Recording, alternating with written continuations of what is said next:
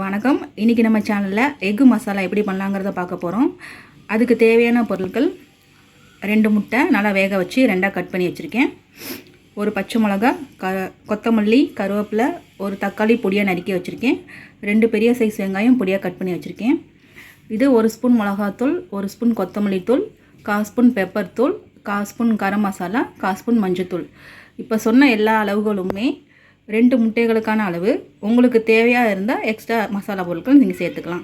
இப்போ எப்படி பண்ணலாங்கிறத பார்க்கலாம். கடாயில் 2 டேபிள் ஸ்பூன் எண்ணெய் எடுத்திருக்கேன். எண்ணெய் நல்லா காஞ்சதும் வெங்காயம், பச்சை மிளகாய் இதில் சேர்க்க போகிறோம்.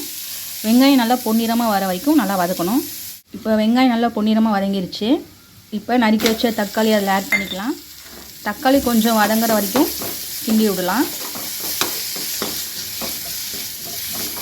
தக்காளி கொஞ்சம் வதங்கட்டும், வெயிட் பண்ணலாம். இப்போ தக்காளி நல்லா வதங்கிருச்சு. இந்த ஸ்டேஜில் மசாலா தூள் எல்லாமே அதில் சேர்த்துடலாம். அடுப்பை லோ ஃப்ளேமில் வச்சுக்கோங்க, இல்லைனா மசாலா கருகிடும். ஒரு 2-3 நிமிஷம் லோ ஃப்ளேமில் நல்லா கிண்டி விடுங்க. இப்போ 2 நிமிஷம் ஆயிடுச்சு. இப்போ ஒரு 1/2 டம்ளர் இதில் தண்ணி சேர்த்துக்கலாம். தண்ணி சேர்த்து நல்லா கிண்டி விடுங்க. இந்த தண்ணி கொஞ்சம் கொதிச்சதுக்கப்புறம் நம்ம முட்டையை ஆட் பண்ண போகிறோம். ஒரு 5 நிமிஷம் நல்லா கொதிக்கட்டும். இப்போ தண்ணி நல்லா கொதிச்சிருச்சு. இப்போ நம்ம அவிச்சு வச்ச முட்டையை அதில் சேர்க்க போகிறோம். அடுப்பை லோ ஃப்ளேமில் வச்சுக்கோங்க.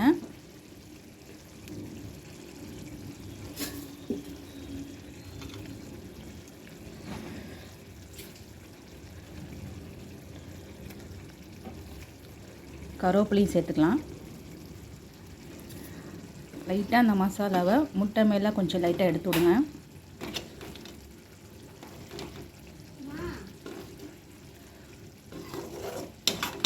ஒரு 10 நிமிஷம் இப்படியே கொதிக்கட்டும். இப்போ 10 நிமிஷம் ஆயிடுச்சு. மசாலா நல்லா கெட்டியாகிடுச்சு. இந்த ஸ்டேஜில் நறுக்கி வச்ச கொத்தமல்லி தூளை தூவி விட்டுட்டு ஸ்டவ்வை ஆஃப் பண்ணிடலாம். இப்போ இதை ஒரு பவுலில் மாற்றிடலாம்.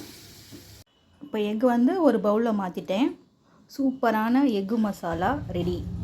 உங்களுக்கு இந்த வீடியோ பிடிச்சிருந்தா லைக் அண்ட் சப்ஸ்கிரைப் பண்ணுங்கள். தேங்க்யூ ஃபார் வாட்சிங்.